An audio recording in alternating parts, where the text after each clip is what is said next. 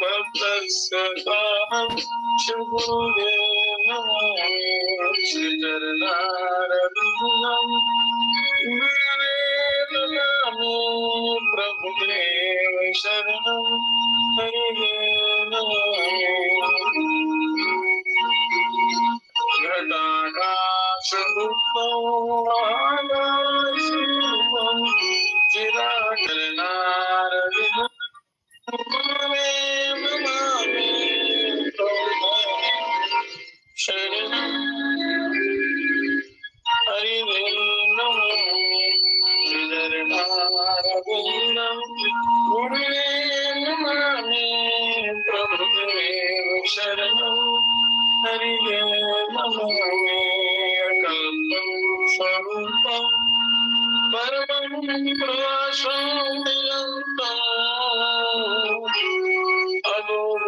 अगोचरनां गुरुदेव नमामि श्रीचरणारविन्दं गुरुदेव नमामि प्रभुदेव शरणं हरिवे नमामि सिद्धेश्वरं श्री प्रभुपाद प्रबुद्धं शुभेच्छं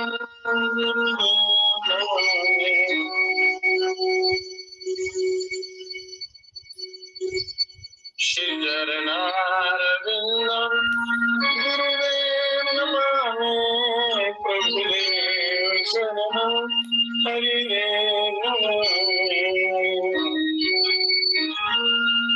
गुरुदेव नमामि शिवदेव शरणं हरिदेव श्री सद्गुरु समान योगी सृष्टि चक्र के बीच ब्रह्मानंद प्रदान करे गुरु ज्ञान प्रसाद संग श्री चरणामृत बंधु पाकर परमानंद में मग्न रहो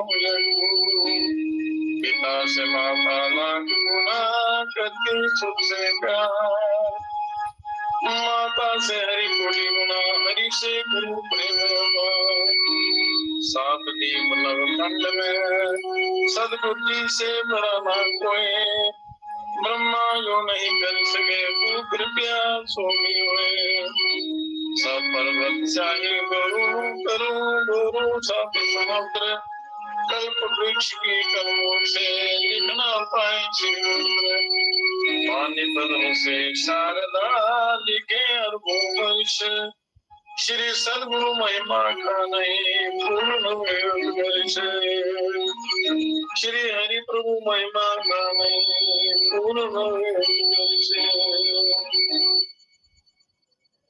शील क्षमा दया गुण सागर जामे रूप अपार आत्म समर्पण सभी करे सो बबुना मारो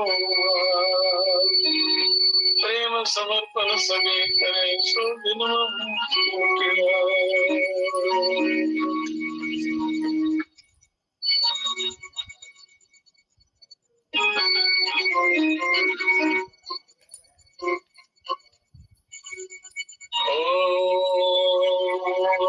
ऐसी कृपा प्रभु की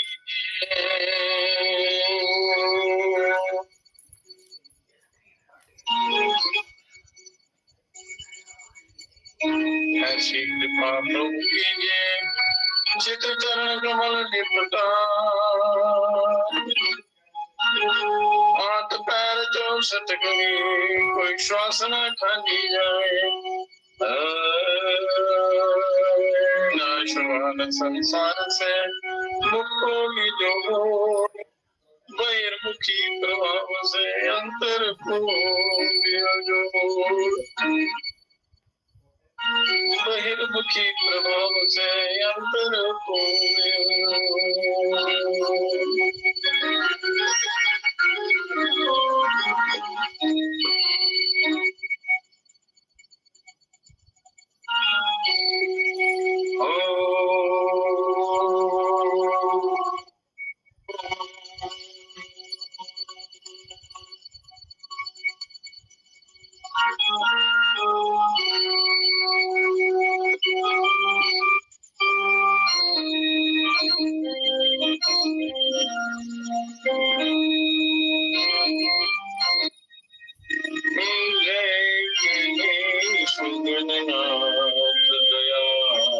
जी।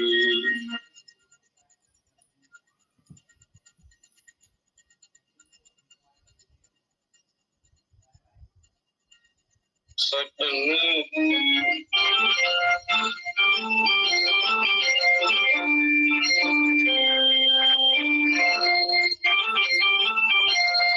जय गणेश गणनाथ दयानिधि, सकल विघ्न कर दूर हमारे।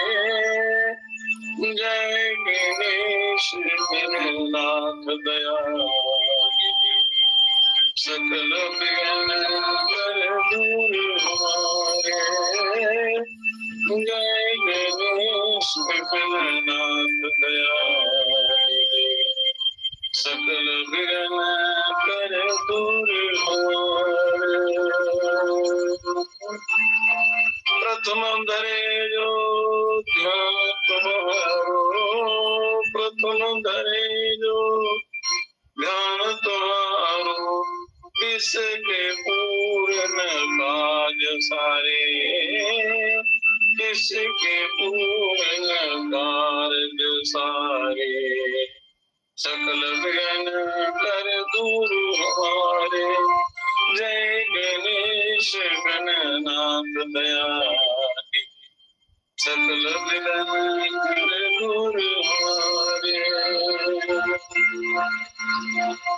लंबोदर गज पवन मनोहर, लंबोदर गज मदन मनोहर, कर त्रिशूल परशुबर धारे, कर त्रिशूल परशुबर धारे। सकल विघ्न कर दूर हमारे। जय गणनाथ दयानिधि, सकल विघ्न कर दूर हमारे। जय गणेश गणनाथ दयानिधि, सकल विघ्न कर दूर हमारे। रिद्धि सिद्धि दो चमर डुलावे, रिद्धि सिद्धि दो चमर डुलावे, मूषक वाहन परम दुलारे, मूषक वाहन परम दुलारे। सकल विघ्न कर दूर हमारे। जय गणेश गणनाथ दयानिधि, सकल विघ्न कर दूर हमारे। ब्रह्मादिक सुर ध्यावत मन में, ब्रह्मादिक सुर ध्यावत मन में, ऋषि मुनि गण सब दास तुम्हारे, ऋषि मुनि गण सब दास तुम्हारे। सकल विघ्न कर दूर हमारे। जय गणेश गणनाथ दयानिधि, सकल विघ्न कर दूर हमारे। ब्रह्मानंद शरण में आओ, ब्रह्मानंद सहाय करो नित, भक्त जनों के तुम रखवारे, भक्त जनों के तुम रखवारे। सकल विघ्न कर दूर हमारे। जय गणेश गणनाथ दयानिधि, सकल विघ्न कर दूर हमारे। सकल विघ्न कर दूर हमारे।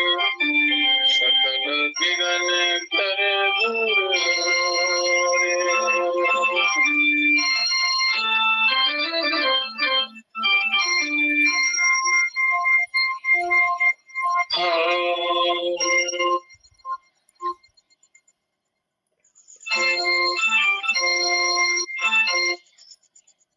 तो कुंडली महामाई शक्ति का जो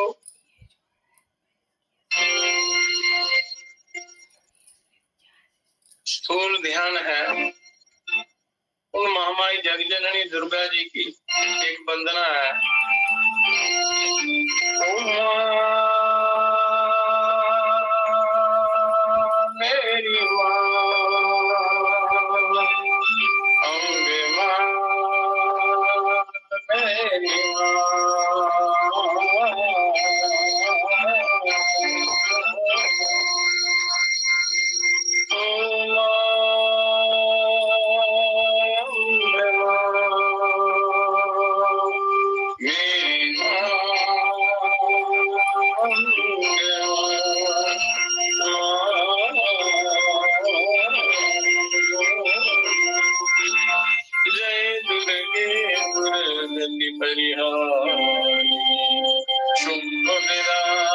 विधारिणी मात भवानी, जय दुर्गे दुर्गति परिहारिणी, शुंभ विहारिणी मात भवानी, जय दुर्गे दुर्गति परिहारिणी, शुंभ विहारिणी मात भवानी। आदिशक्ति पर ब्रह्म स्वरूपिणी, आदिशक्ति पर ब्रह्म स्वरूपिणी, जग जननी चहु वेद बतानी, जग जननी चहु वेद बतानी, शुंभ विदारिणी मात भवानी, जय दुर्गे दुर्गति परिहारिणी, शुंभ विदारिणी मात भवानी। ब्रह्मा शिव हरि अर्चन कीनो, ब्रह्मा शिव हरि अर्चन कीनो, ध्यान धरत सुर नर मुनि ज्ञानी, ज्ञान धरत सुर नर मुनि ज्ञानी, शुंभ विदारिणी मात भवानी, जय दुर्गे दुर्गति परिहारिणी, शुंभ विदारिणी मात भवानी।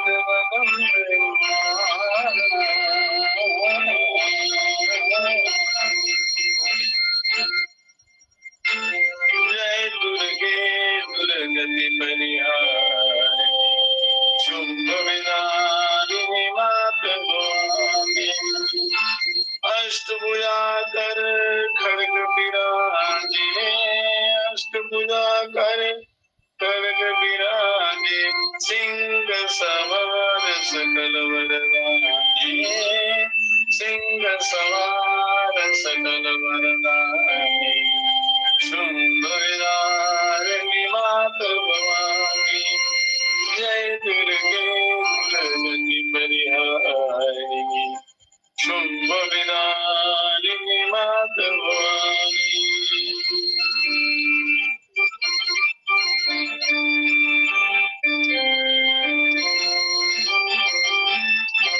ओ ब्रह्मानंद शरण में आओ, ब्रह्मानंद शरण में आओ, भव भय नाश करो महारानी, भव भय नाश करो महारानी, शुंभ विदारिणी मात भवानी, जय दुर्गे दुर्गति परिहारिणी, शुंभ विदारिणी मात भवानी, शुंभ विदारिणी मात भवानी, शुंभ विदारिणी मात भवानी।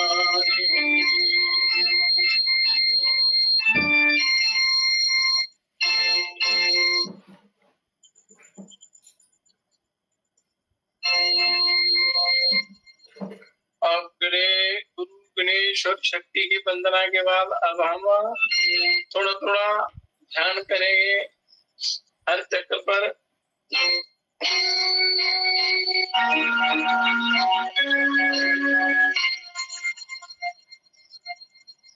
पूरा श्वास भरकर अंदर, शरीर सीधा रखना, मेरुदंड सीधा, दाएं बाएं नहीं झुकना, आराम से जैसे बैठ सकते हैं।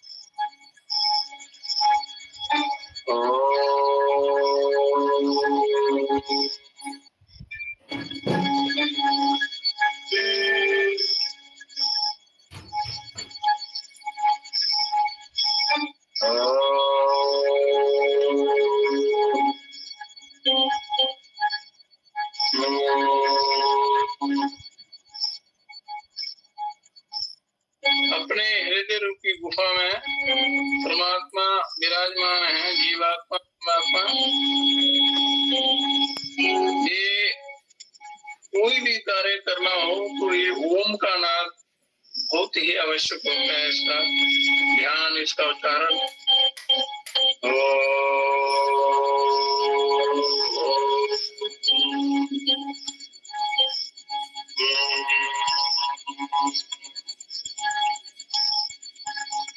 हर तरफ से मन को हटाकर सीधे अंतःकरण की तरफ ले जाना।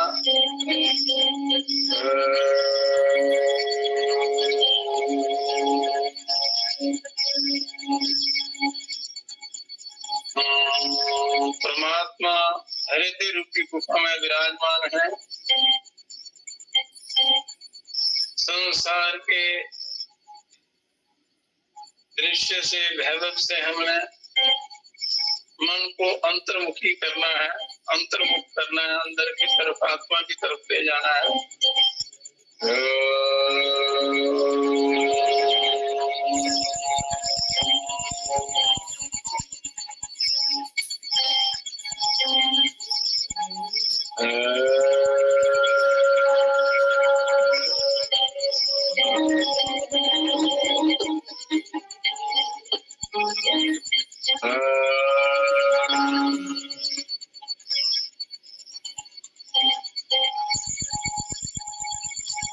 मूलाधार में ध्यान ले जाना,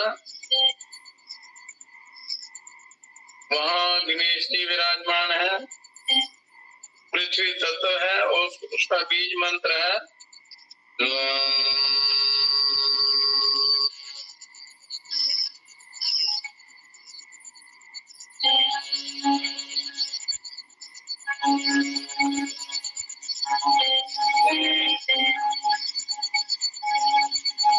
रीढ़ की हड्डी के अंतिम स्थान में, अंतिम मन का जहाँ रीढ़ की हड्डी समाप्त खत्म होती है, वहाँ पर मूलाधार में आपने ध्यान करना है। लम बीज का उच्चारण करना हो।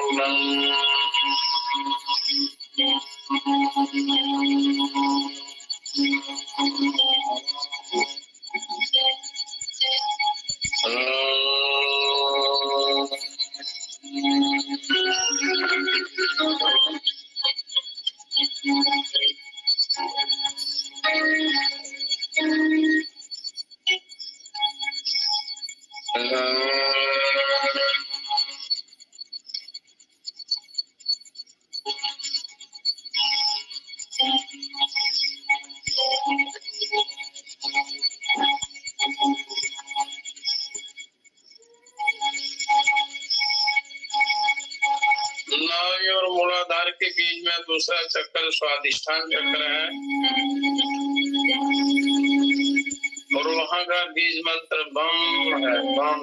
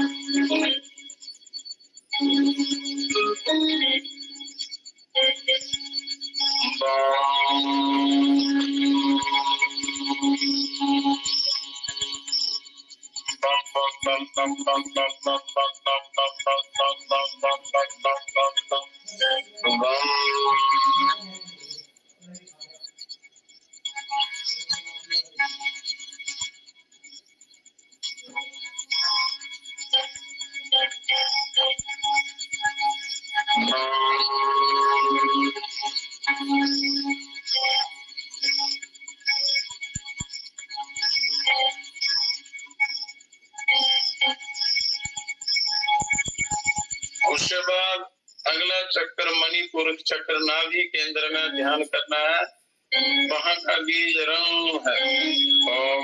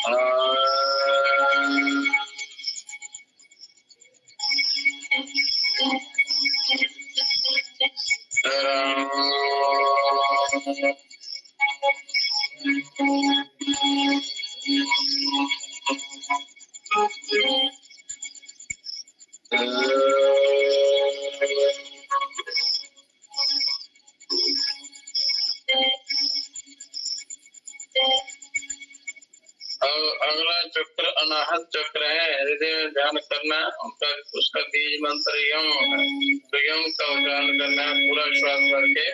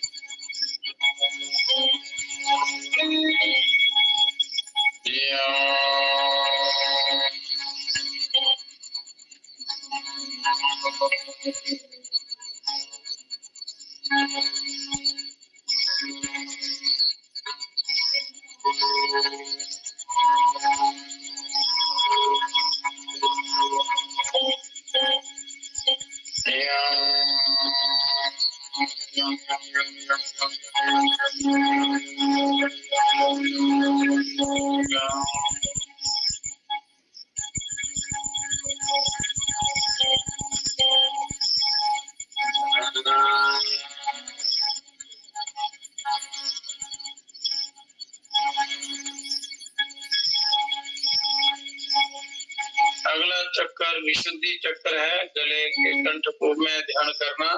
हम बीज है, हम का उच्चारण करना। ओम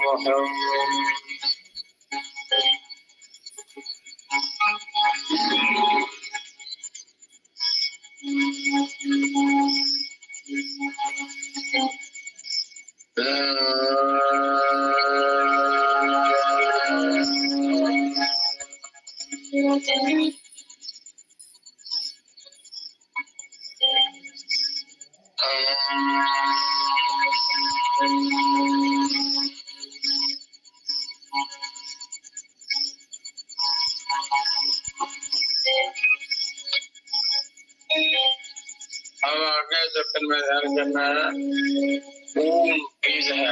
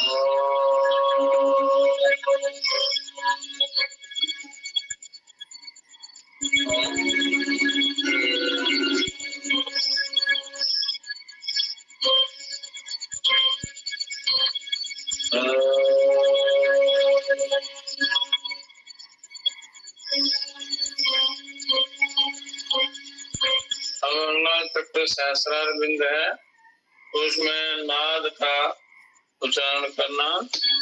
म का मुष्ट बंद करके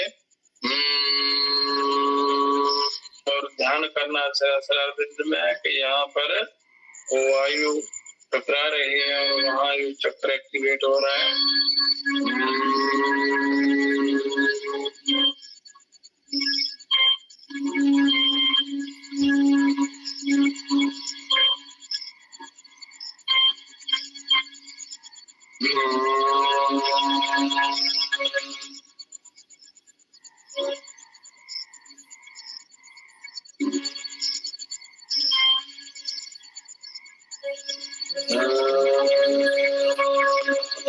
अब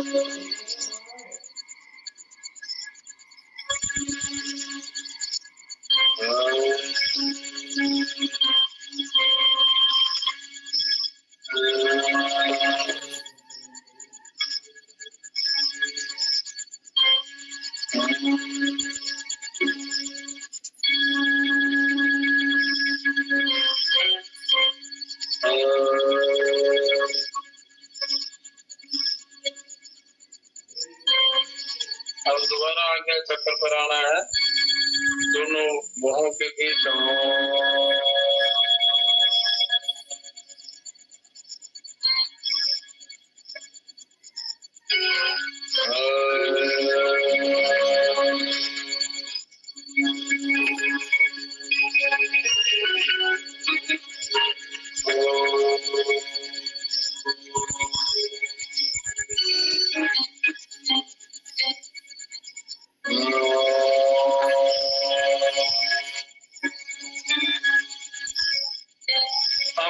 विशुद्धि चक्र में नीचे गले में ध्यान करना।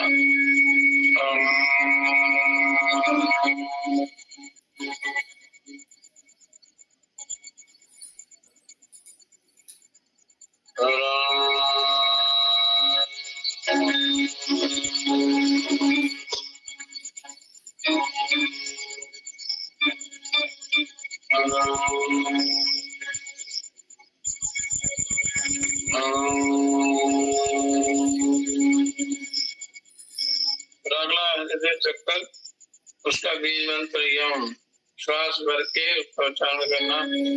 यम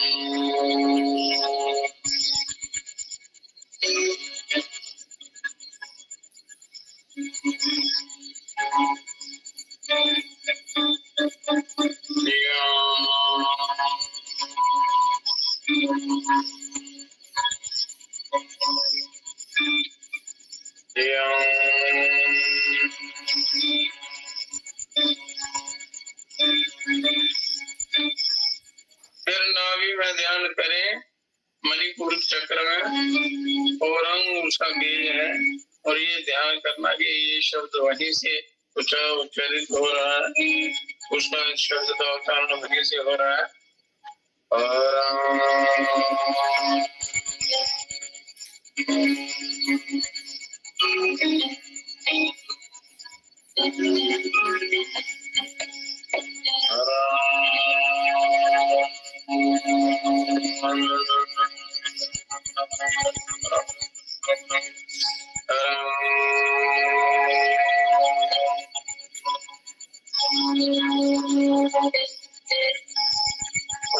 नाभि के नीचे स्वादिष्ठान चक्र,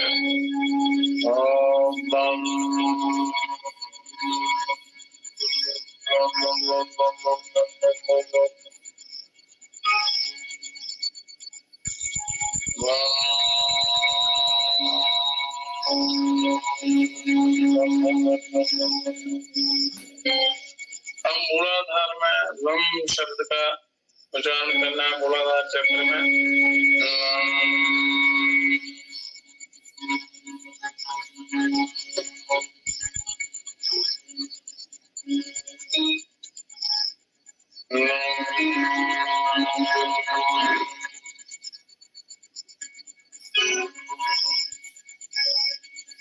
पुनः कुंडली के स्थान में, कुंडली से शुरू होना, मूलाधार से सहस्रार बिंदु तक, सहस्रार से मूलाधार तक प्रतिदिन इसका अभ्यास करना, तो कुंडली आगत होती है और अंदर प्रकाश दिखाई देता है और उसका अनुभव होता है प्रकाश का, तो भजन के रूप में घट में ही उजियारा साधो, घट में ही उजियारा रे, घट में ही उजियारा साधो, घट में ही उजियारा रे। पास बसे और नजर न आवे, पास बसे और नजर न आवे,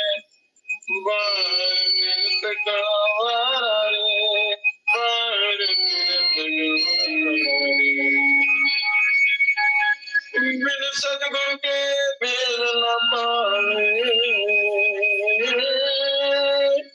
बिन सतगुरु के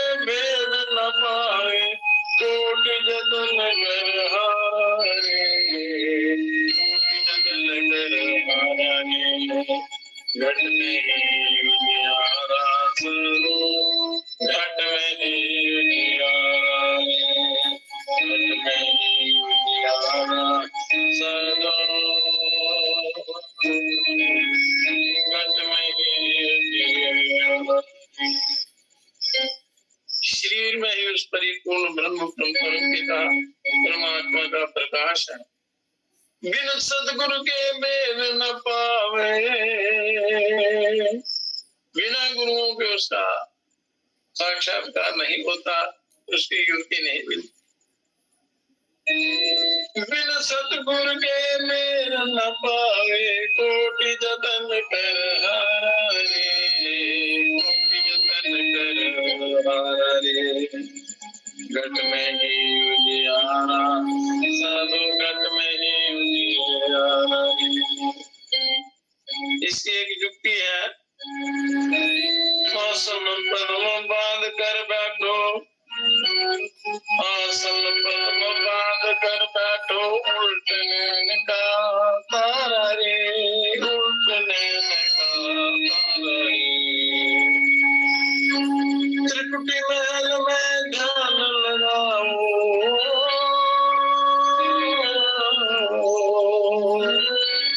त्रिकुटी महल में ध्यान लगाओ, देखो खेल अपारा रे, देखो खेल अपारा रे।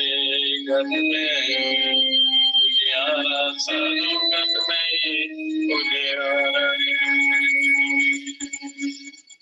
आसन पद्म बांध कर बैठो, पद्मासन लगा कर बैठो, उल्ट नैन का तारा रे।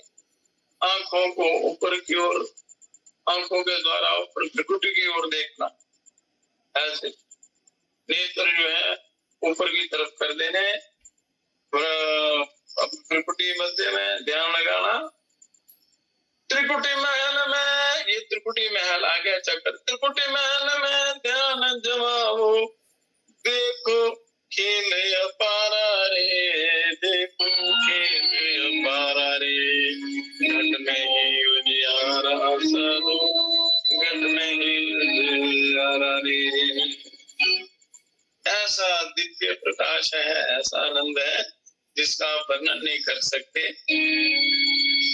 नहीं सूरज नहीं चांद चांदनी, नहीं बिजली चमकारा रे, नहीं बिजली चमकारा रे।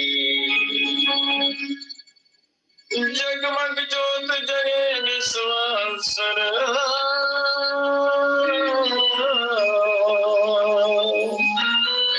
जगमग ज्योत जगे विश्वासर, पार ब्रह्म विस्तारा रे, पार ब्रह्म विस्तारा रे। घट में ही उजियारा साधु, घट में ही उजियारा रे, घट में ही उजियारा साधु, घट में ही उजियारा रे।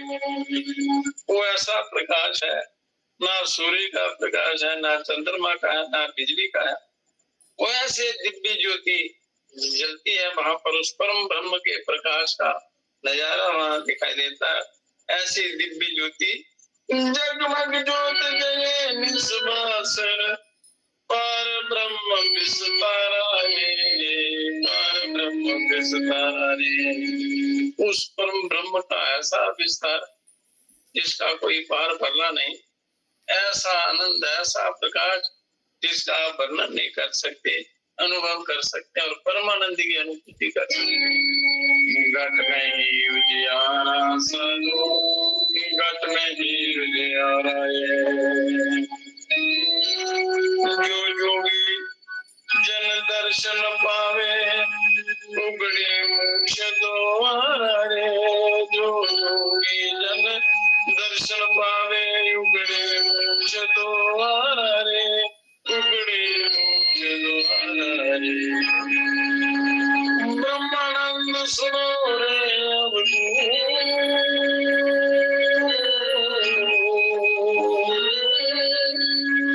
ब्रह्मानंद सुनो रे अब, वो है देश हमारा रे, वो है देश हमारा रे।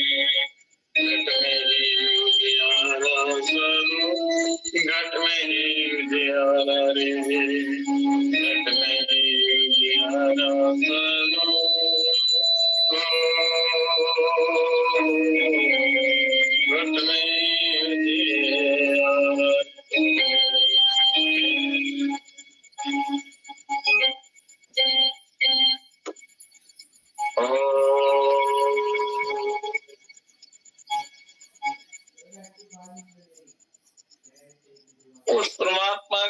विकास वो अपने अंदर ही है, पर अभ्यास करें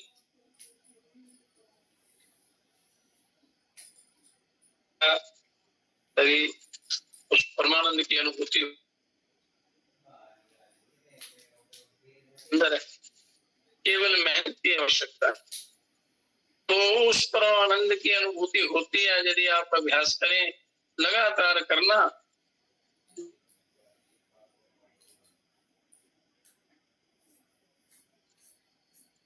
नियमानुसार नियत समय पर बैठकर श्वासों की तरफ ध्यान आता है, पर एक समय निश्चित रख लेना, जो विशेष साधना करनी होती है प्रातः सायं, तो उसी समय पर ये साधना करनी है आपने।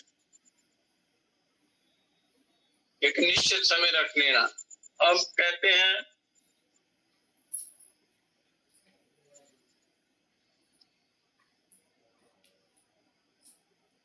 जिसमें जिस विषय में जिस स्वरूप में चित्त की वृत्ति लगी है आपकी,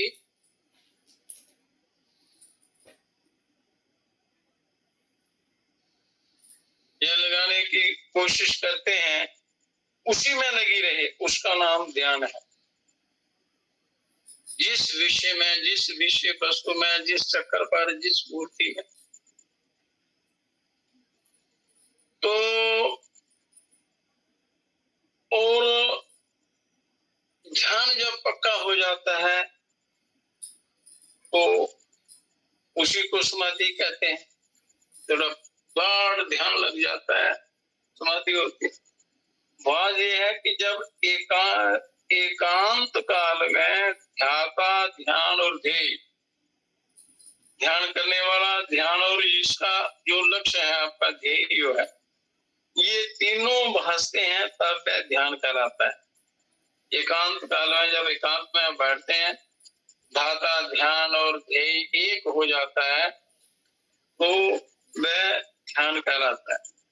जब ध्यान की प्रबलता से ध्येय के अतिरिक्त कुछ भी नहीं भासता, केवल ध्येय जो लक्ष्य है जिसका आप साधना कर रहे हैं, जब उसका अनुभव होता है, उस अवस्था में वह ध्यान समाधि कहलाने लगता है।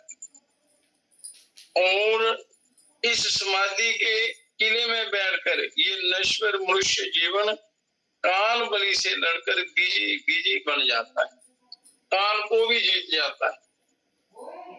काल को जीतने का ये तरीका है, साधन है।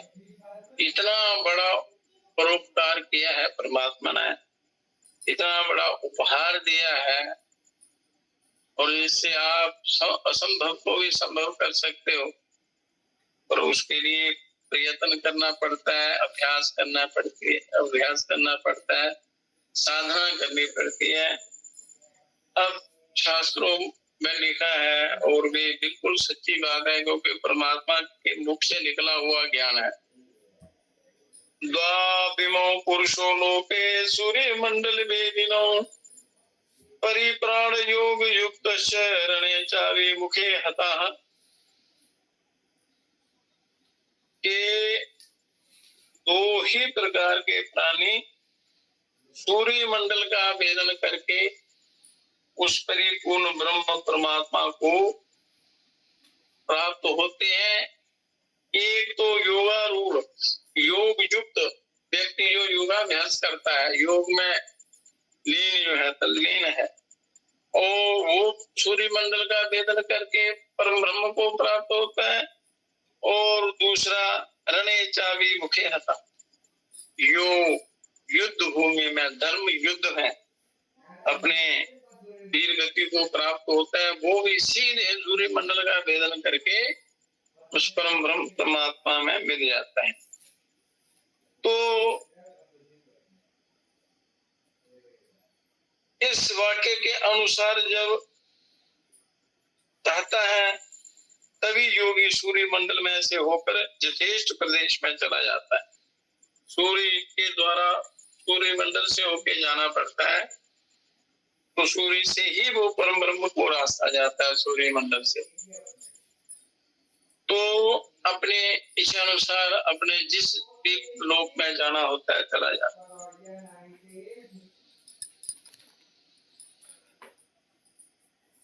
तो उपादान कारणभूत रजबीरी जैसे धातु इन पदार्थों से इस शरीर की उत्पत्ति का होना आश्चर्य में डाल देता है। रज और धातु के मेल से शरीर बनता है तो आश्चर्य में डाल देता है। यदि शरीर और प्राण का वियोग हो जाए तो चाहे जितने परंत कटा दिए जाएं, चाहे जितने वर्षों खोजा जाए, पर इसका कहीं पता ना लगेगा, कहीं भी पता नहीं चलता। तो जिस शरीर के तैयार होने में इतना कष्ट और समय लगाना पड़ा, उसके बिगड़ते क्षण मात्र भी नहीं लगता। इस शरीर को प्राप्त करने में बड़ा कष्ट सहन करना पड़ता है और ये जब जाता है तो पल दो पल में चला जाता है, कोई पता नहीं चलता। तो जो आपाततः साफ सुथरा प्रतीत होता है, जिसके साथ बैठना सोना खाना पीना बहुत अच्छा लगता है, यदि उस शरीर से चेचे के व्रणों के कारण पी बहने लगे, या कोई ऐसा रोग लग जाए, विसूचिका रोग से निरंतर वह मल मूत्र त्यागने लगे, तो उसके प्रेमी ही उससे घृणा करने लगेंगे, उससे प्रेमी ही घृणा करने लगते हैं। परंतु धन्य है उस उद्यमशील ऋषि मुनि महापुरुषों को, जिन्होंने ऐसे अनित्य और मलसार शरीर में ऐसी विद्या प्रकट कर दी, योग विद्या प्रकट कर दी कि जिससे आप परमात्मा को प्राप्त कर सकते हैं, कि जिसकी सहायता से मनुष्य इस लोक और परलोक में भी अधिक से अधिक सुख भोग कर सकता है और प्रकृति के प्रतिकूल आघात प्रत्याघात को भी सहन करने योग्य हो जाता है। और ये योग बल है, योग विद्या के द्वारा, साधना के द्वारा। शरीर है नाशवान पर है बड़े काम की चीज। उस परमात्मा में, उस इस शरीर में ही परिपूर्ण ब्रह्म परमात्मा विराजते हैं। वस्तुतः मनुष्य जब तक शरीर के भीतर के पदार्थ नहीं जान सकता, तब तक बाहर के पदार्थ क्या जानेगा। तो मनुष्य के शरीर के भीतर अंतःकरण चतुष्टय के अंतर्गत मन एक ऐसा विघ्न कारक है, अंतःकरण में मन ऐसा विघ्न कारक है कि मनुष्य को संसारी झंझटों में फंसा कर अहलौकिक और पारलौकिक सुखों से वंचित कर देता है। ऐसे झंझटों में फंसा देता है, यहाँ के सुख परलोक के सुख इनसे भी दूर कर देता है। धर्म और मोक्ष का चिंतन नहीं करने देता मन, धर्म और मोक्ष का चिंतन नहीं करने देता, विश्व का चिंतन कराता है, संसार का चिंतन कराता है, रंग बिरंगी संसार की रंग बिरंगी वस्तुओं में उलझा देता है, अर्थ और काम के चक्र में डाले रहता है। अर्थ और काम ये पतन की जड़ है, विनाश की जड़ है। इस उपद्रव को दूर करने के लिए महापुरुषों ने योग का प्रकार बताया है। योगी मन को ऐसे वश में कर लेता है जैसे अच्छा सारथी घोड़ों को, जो अच्छा सारथी जानकार एक्सपर्ट होगा वो घोड़ों को वश में कर लेता है, उसी प्रकार योगी मन को वश में कर लेता है और आध्यात्मिक आदि भौतिक और आदि दैविक दुखों की निवृत्ति का कारण मोक्ष है। तो इस अक्षय सुख की प्राप्ति का साधन मन और इंद्रियों का निग्रह है। सुख की प्राप्ति का साधन मन और इंद्रियों का निग्रह करना है और योग के द्वारा ये मनोनिग्रह हो जाता है, बड़ा जल्दी हो सकता है, अति शीघ्र हो सकता है। पर इसकी तरफ इच्छा हो, तब जिज्ञासा हो तो आदमी योग की तरफ बढ़ सकता है। जो सच्चा आनंद है, सच्चा सुख है, जो परम शांति है, उसको प्राप्त कर सकता है। अन्यथा मनुष्य संतप्त चिता की तरह जलता रहता है। तो मनोनिग्रह योग के बिना हो ही नहीं सकता। जैसे अग्नि में तपा देने से धातुओं पे सब मल नष्ट हो जाते हैं, वैसे ही योगाभ्यास से मनुष्य के मल, विक्षेप और आवरण तीनों ये नष्ट हो जाते हैं, अंतःकरण निर्मल हो जाता है और ये मन जो संसार में भ्रमाता है तो वो मनोनिग्रह हो जाता है, फिर मन कुछ बिगाड़ नहीं सकता। तो इसलिए योगी का मन कुछ भी बिगाड़ नहीं सकता, और योगी साधक होना चाहिए। तो योगाभ्यास के द्वारा क्या होता है, मल, विक्षेप और आवरण जो है ये धुल जाते हैं, छूट जाते हैं, अंतःकरण पवित्र हो जाता है। अंतःकरण की शुद्धि द्वारा आत्म ज्ञान से उसकी मुक्ति हो जाती है। अंतःकरण की जब शुद्धि होती है तो आत्म ज्ञान मिलता है, और आत्म ज्ञान के द्वारा इस जीव का उद्धार हो जाता है, मोक्ष हो जाता है, परम कल्याण हो जाता है, उसकी मुक्ति हो जाती है। तो इसलिए चाहे करोड़ों जन्म ले लो, और जब तक आपको योग की प्राप्ति नहीं होगी तब तक कल्याण होना संभव नहीं। तो इसलिए इतनी सुविधा होने पर भी यदि मनुष्य अपने आत्मोद्धार का, आत्म कल्याण का उपाय ना करे, साधन ना करे, तो उसका बहुत बड़ा भारी दुर्भाग्य है। फिर बाद में पछताने से कुछ भी नहीं मिलता। तो साधारण से साधारण काम में भी चित्त वृत्ति का निरोध किए बिना काम नहीं चलता। कोई भी काम करना हो, संसारी काम करना हो, कोई खाना बनाना हो या कोई श्रम करना हो, कोई भी मजदूरी करनी हो, कोई भी काम करना हो, कोई भी जो अपने करने योग्य काम होता है, तो चित्त की वृत्ति जब आप एक तरफ नहीं लगाएंगे, निरोध नहीं करेंगे, तब तक कोई भी काम नहीं होता। ना संसारी काम होता है, ना आध्यात्मिक काम होता है। तो बिना चित्त के एकाग्र किए स्त्रियां अपने सिर पर कई घड़े कैसे उठा सकती हैं? एकाग्र की स्त्रियां जिनका चित्त एकाग्र होता है तो बिना पकड़े कई घड़े अपने सिर पर लेके चल सकती हैं, तो वो एकाग्रता का फल है।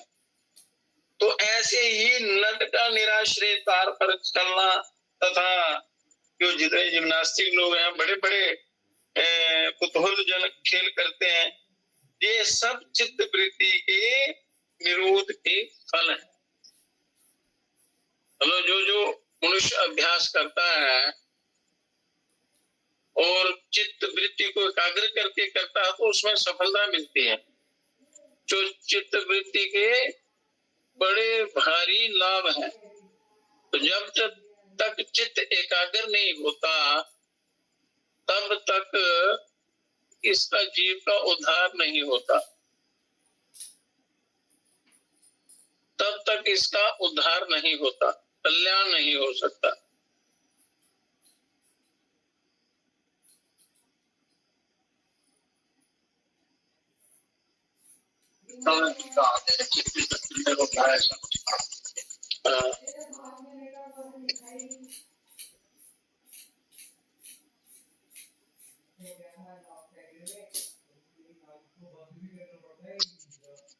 तो भगवान श्री कृष्ण जी ने भी अर्जुन को यही ज्ञान दिया है कि अभ्यास और वैराग्य के द्वारा इस चित्त को एकाग्र करो, करने का अभ्यास करो, तभी आपका उद्धार कल्याण हो पाएगा। तो मन लगाकर किया हुआ कोई भी काम अवश्य सफल होता है और उसमें थकावट भी नहीं होती।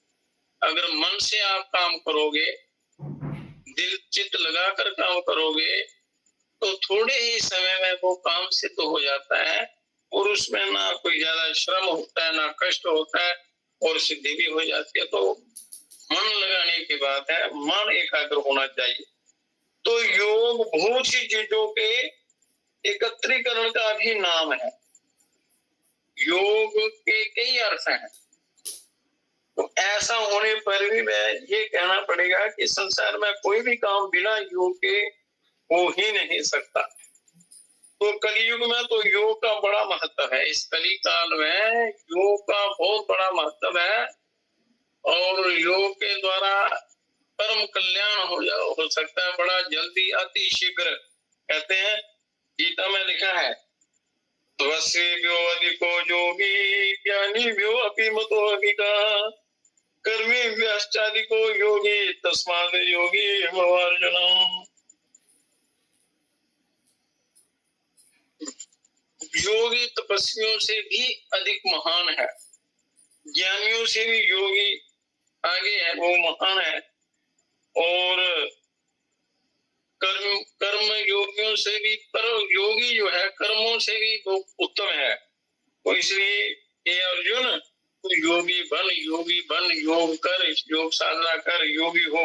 क्योंकि योग के समान ना कोई बल है, ना तप है, ना साधना है, ना कल्याण करने का युक्ति है। तो भगवान योग को सबसे अधिक महत्व देते हुए सबके लिए आवश्यक बता रहे हैं, हर प्राणी के लिए आवश्यक बता रहे हैं। इसलिए मनुष्य को योग साधना मनुष्य के लिए बहुत ही परम आवश्यक है। तो योग के विषय में बुद्धिमानों ने अनेक ग्रंथ लिखे हैं मनुष्य के कल्याण के लिए लिखे हैं। तो इस योग के द्वारा अपने भीतर बैठे उस अविनाशी परम ब्रह्म परमात्मा को आप प्राप्त कर सकते हैं, उस प्रभु को, उस परम पिता को, उस परमानंद परम ब्रह्म परमात्मा को प्राप्त कर सकते हैं।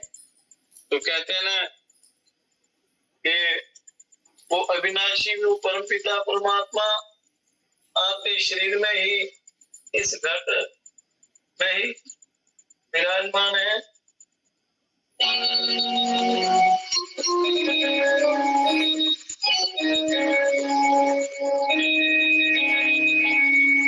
घट में ही अविनाशी सनो, घट में ही अविनाशी रे, घट में ही अविनाशी सनो, घट में ही अविनाशी रे, घट में ही अविनाशी सनो, घट में ही अविनाशी रे। काहे रे नर मथुरा जावे, काहे जावे काशी रे, काहे जावे काशी रे। तेरे तन में बसे निरंजन, तेरे तन में बसे निरंजन, बैकुंठ विनाशी रे, बैकुंठ विनाशी रे। घट में ही अविनाशी सनो, घट में ही अविनाशी रे, घट में ही अविनाशी सनो, घट में ही अविनाशी रे। काहे नर मथुरा जावे, काहे जावे काशी रे, तेरे तन में बसे निरंजन, जो बैकुंठ निवासी रे, जो बैकुंठ निवासी रे। घट में ही अविनाशी सनो, घट में ही अविनाशी रे, घट में ही अविनाशी सनो, घट में ही अविनाशी रे। नहीं पाताल नहीं स्वर्ग लोक में, नहीं सागर जल राशि रे, नहीं सागर जल राशि रे। जो जन सुमरन करत निरंतर, जो जन सुमरन करत निरंतर, सदा रहे दिन वासी रे, सदा रहे दिन वासी रे। घट में ही अविनाशी सनो, घट में ही अविनाशी रे, घट में ही अविनाशी सनो, घट में ही अविनाशी रे। जो तुम उसको देखा चाहे, सबसे होई उदासी रे, सबसे होई उदासी रे। बैठे एकांत ध्यान नित कीजे,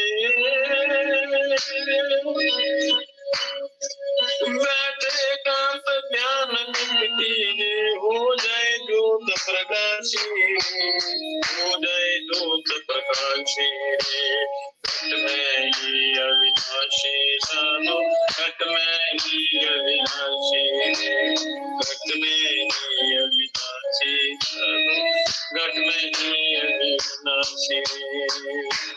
हृदय में जब दर्शन हुए सकल मोह तम नाशी रे, सकल मोह तम नाशी रे। वो ब्रह्मानंद मोक्ष पद पावे, ब्रह्मानंद मोक्ष पद पावे, कटे जन्म की फांसी रे, कटे जन्म की फांसी, घट में ही अविनाशी साधु, घट में ही अविनाशी, घट में ही अविनाशी साधु, घट में ही अविनाशी रे। वो परिपूर्ण ब्रह्म परमात्मा आपके अंदर है, वो अविनाशी परमात्मा का प्रकाश आपके अंदर है, पर बिना ध्यान किए, बिना स्मरण किए उनका साक्षात्कार नहीं होता, आत्मोद्धार नहीं होता। अगर आप उसको देखना चाहते हैं तो सब योग के द्वारा सब तरफ से मन होता, सबसे हुई उदासीन, उन सब विषयों से मन हटाकर एकांत में बैठकर उस परम ब्रह्म का ध्यान करना है, योग ध्यान करना है, साधना करनी है। जो यो गुरु मार्गदर्शन करते हैं उनके अनुसार आपने तो साधना करनी है, तो उससे परम कल्याण होता है, परमानंद की अनुभूति होती है। इस प्रकार मनुष्य को योग के बिना कल्याण होना संभव नहीं, बिना योग के आत्म साक्षात्कार नहीं होता, नहीं हो सकता। तो आत्म साक्षात्कार के लिए योग का होना बड़ा जरूरी है।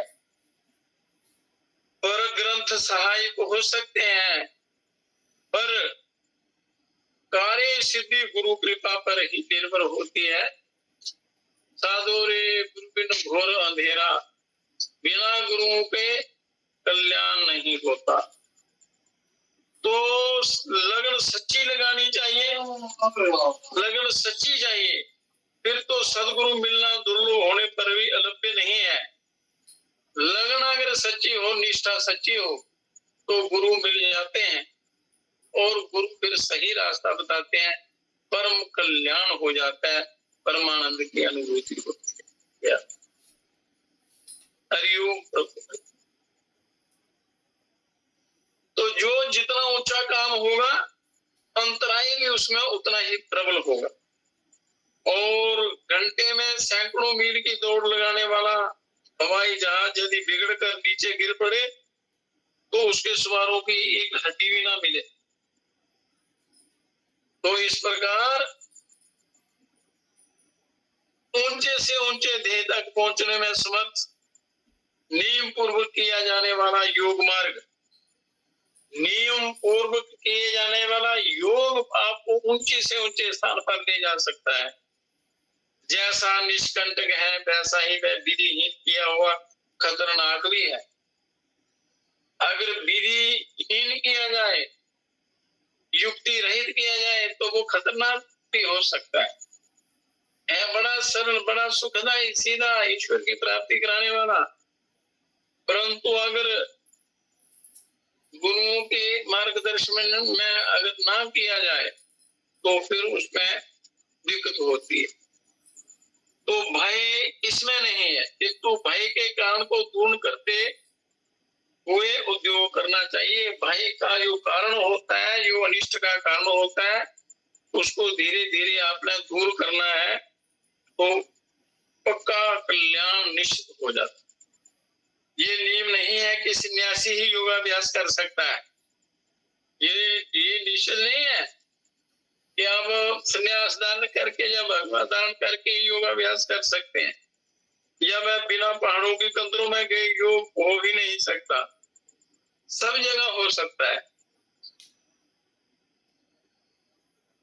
तो यही जम्मू कश्मीर के पहलगाम नामक स्थान में एक ब्राह्मण, जिसके स्त्री पुत्र वधू साथ थी, वह बहुत से लोगों को योगाभ्यास की शिक्षा देता था। भेजते हुए सबको ब्रह्म ज्ञान की शिक्षा देते थे। योग कश्मीर में परिवार वाला व्यक्ति सबको योग की शिक्षा देता था और उसकी स्त्री शिक्षार्थियों की क्रिया में सहायता पहुंचाती देखी गई है। मतलब परिवार का एक मत हो और एक दूसरे की सहायता करने वाले हो तो बड़ा जल्दी कल्याण होता है। एक दिन योगी ब्राह्मण घर पर नहीं थे, क्रिया करते हुए एक अभ्यासी के गले में धोती अटक गई। वो धोती क्रिया कर रहे थे तो उस समय उनकी पत्नी ने गर्म पानी की सहायता से अनायास ही धोती निकाल दी, क्योंकि वो संगति थी उनके सहयोग करती थी योग साधना में, तो वहां से उन्होंने पूरा वो ज्ञान ले लिया था। कहते हैं एक घड़ी आदि से पुनियाद, तुलसी संगत साधकी कटे कोटि अपराध। तो अच्छा संग जो है ये कल्याण करने वाला हो जाता है। जो संग करता है उसका भी और दूसरों का भी वो कल्याण करने के योग्य बन जाता है। तो वह ब्राह्मण सफलता पूर्व की शिक्षा दे रहा था। हाँ, ये अवश्य है कि विरक्त महात्मा इसको अनायास थोड़े समय में ही संपादन कर सकते हैं, क्योंकि उनकी अवस्था और एकांत स्थान इनकी शीघ्र सिद्धि में सहायक हो जाते हैं। एकांत और अभ्यास में ज्यादा समय देने वाले को जल्दी सिद्धि मिलती है, इसके द्वारा वो ज्यादा लोगों का कल्याण कर सकता है और ऊंची स्थिति में पहुंच सकते हैं। तो योग सबके लिए शक्य और आवश्यक है,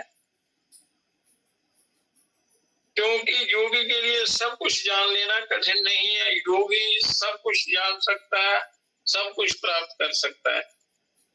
तो हम तो बार बार यही कहेंगे कि सब धर्मों का तभी समन्वय होगा जब लोग योग से असलियत समझने में समर्थ होंगे। इस विद्या के द्वारा, ज्ञान के द्वारा, योग के द्वारा जब वास्तविकता को समझेंगे तो कल्याण होगा। तो योगियों के कई योगियों के आश्रम है, सिंह, मृग, बाघ, बकरी, शेन, वर्तिका, बिड़ाल, मूषक, अही, नौकलादी जीवों का शाश्वतिक विरोध जाता रहता है। वो जो नेचुरल विरोध है वो भी चला जाता है योग के संपर्क में आने से।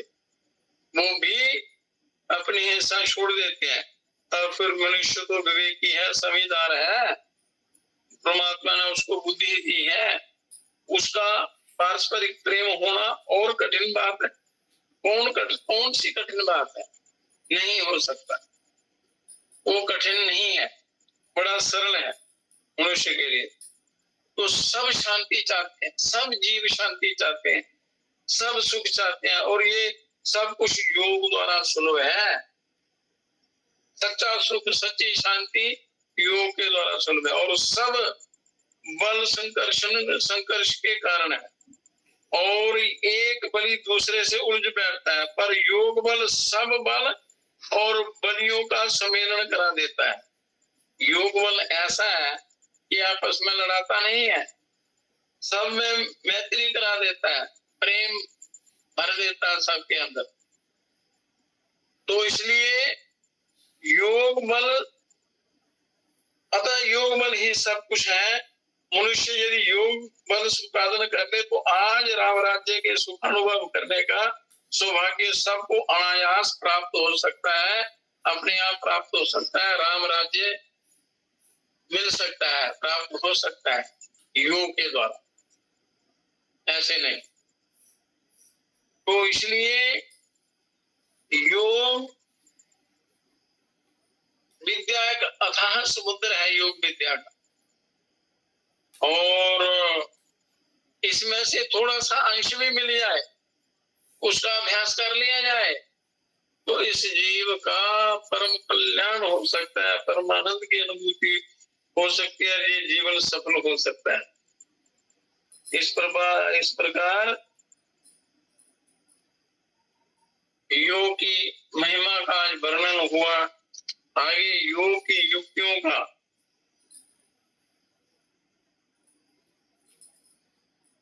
योग भक्ति युक्त योग किया जाए तो कहना ही क्या है, परम कल्याण हो जाता है।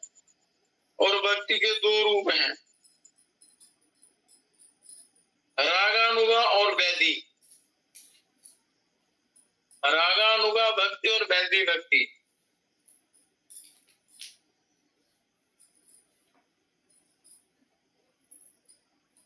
तो इस भक्ति का और आगे योग की क्रियाओं का वर्णन कल करेंगे, पर उससे पहले एक क्रिया बता देता हूं कि जब पूजा में मन ना लगे या शरीर कुछ में कोई शक्ति की कमी का अनुभव हो, चित्त स्थिर ना हो, तो इस अंतर्गमन प्राणायाम का आपने अभ्यास करना है। ये ध्यान रखना कि जब भी आप पूजा पाठ करें, बैठने का तरीका सही होना चाहिए और 13 प्राणायाम जो है सदगुरुदेव ने बताया है कि जब भी पूजा करनी हो तो 13 प्राणायाम करने चाहिए, उससे दोनों स्वर बराबर चलना शुरू हो जाते हैं, तो ध्यान और साधना के योग्य हो जाता है शरीर। तो क्या है तरीका के बाएं स्वर से पहले श्वास बाहर निकालना और श्वास धीरे धीरे धीरे धीरे धीरे अंदर ले जाना, जब तक जितना लंबा और गहरा आप ले सकते हैं, और अल्प विराम अल्प पुप करके दाएं से धीरे धीरे धीरे धीरे श्वास निकाल देना है। फिर उसी नासिका से स्वर अंदर लेना, बाएं से निकाल देना। इस प्रकार आपने 20 प्राणायाम कर लेने हैं रोज,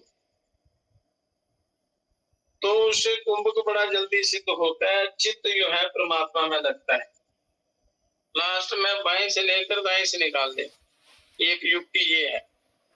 एक है कि 3 श्वास बाएं से, एक श्वास मतलब रेचक बाएं से किया, दाहिने से निकाल दिया, फिर बाएं से अंदर पूरक किया, फिर बाएं से रेचक कर दिया।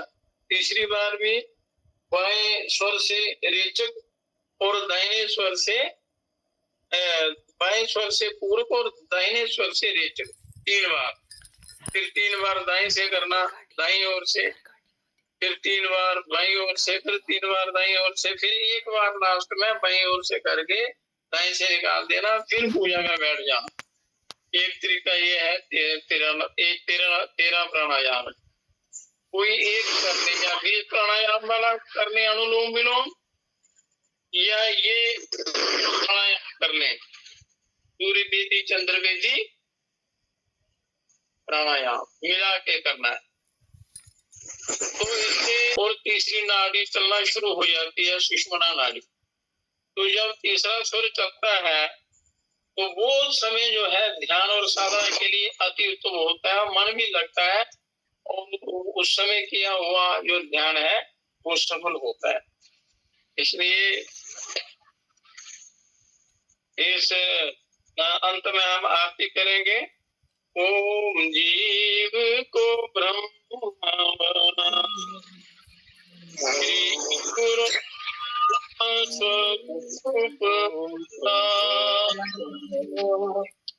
अंधकार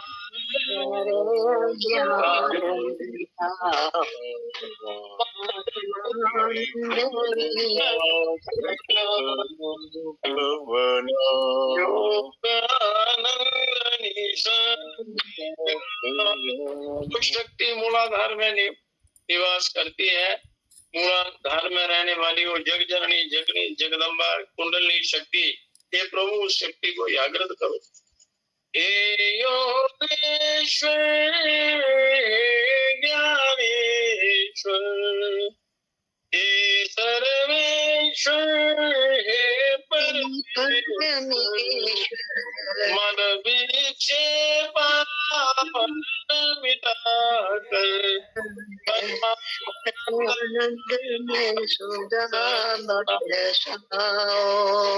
ओम जीव को ब्रह्मा श्री गुरु आत्म स्वरूप अंधकार ज्ञान मिटा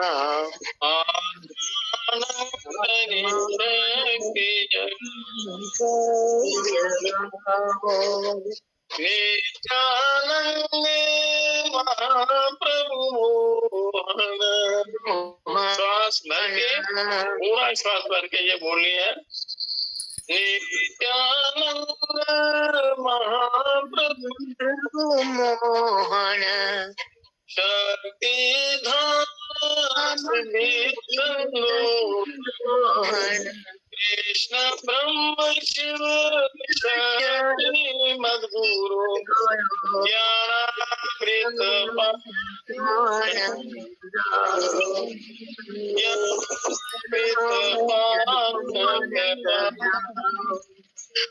ज्योत ज्योत ज्योति से अंधकार ज्ञान मिटाओ आत्मा आनंद स्वयं भूलिंग को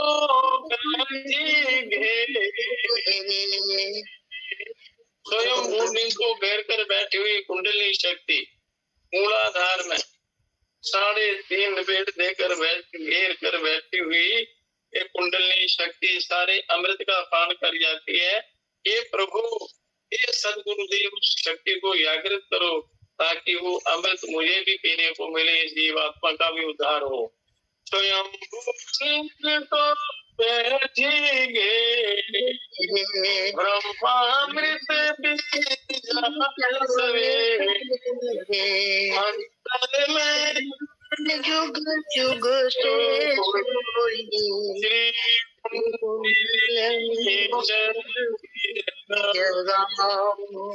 श्री कुंडलिनी जीव को ब्रह्म बनाओ स्वरूप बनाओ अंधकार ज्ञान आत्मानंदनी शक्ति कुंडली शक्ति ब्रह्म सहस्रार बिंदु से जो अमृत सर्वित होता है ये सारा स्वयं की जाती है। जीवात्मा को नहीं मिलता तो हो प्रभु इस शक्ति को जागृत करो। कुंडली की जागृत अवस्था में ये अमृत इस जीवात्मा को मिलता है तो अमृत पीने से ये शरीर जो है निर्मल दिव्य काया हो जाती है और वो ईश्वर की प्राप्ति के योग्य बन जाता है। तो कुंडली शक्ति उस परमात्मा तक ले जाती है, वो मार्गदर्शन उस परमात्मा का तक पहुंचाने का काम करती है, मिला देते हैं ईश्वर से। इनकी कृपा के बिना परमात्मा की प्राप्ति नहीं होती। तो इसलिए प्रभु इस शक्ति को जागृत करो। तो कुंडली जब जागृत होती है तो ब्रह्मा विष्णु महेश के समान एक जीवात्मा ये जीव हो जाता है, उनके बराबर सामर्थ्य आ जाता है और उन्हीं के चरणों में लीन हो जाता है। अब कहते हैं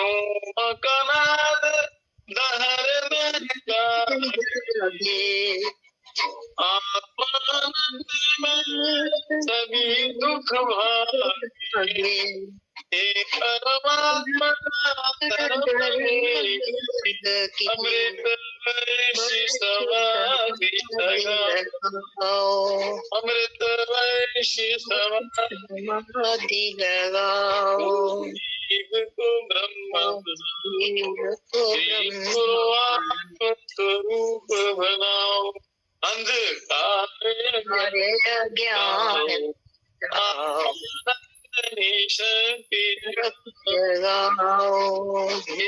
शरीर बार बार नहीं मिलता तो जीवात्मा प्रार्थना करता है परमात्मा से कि हे प्रभु आत्मानंदमय